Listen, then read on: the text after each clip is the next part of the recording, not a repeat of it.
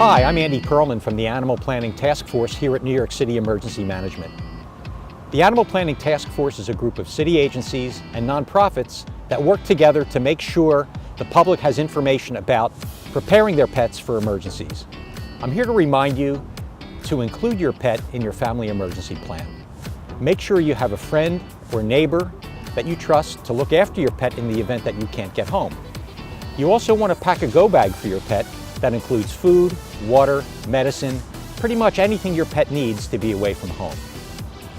We never want people to choose between evacuating to a safe shelter without their pet or staying home where it's unsafe to be with their pet. Because of that, we allow pets and of course service animals in the city's emergency shelter system. If you can't bring the supplies we talked about, emergency management will provide them at the shelter for you.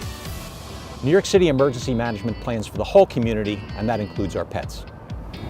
Hi, my name is Matthew Pavogel, and I'm a Community Engagement Outreach Coordinator at New York City Emergency Management. It's my role at the office to outreach to all communities to be prepared for emergencies, and that also includes preparing your pet for an emergency. I have a service animal. For those who have service animals, it's really important to practice your evacuation route, to have either your harness or your service vest in a location you can pick up as quickly as possible. It's also vital to have supplies in an accessible location too, so if you have to evacuate, you can do this as quickly as possible.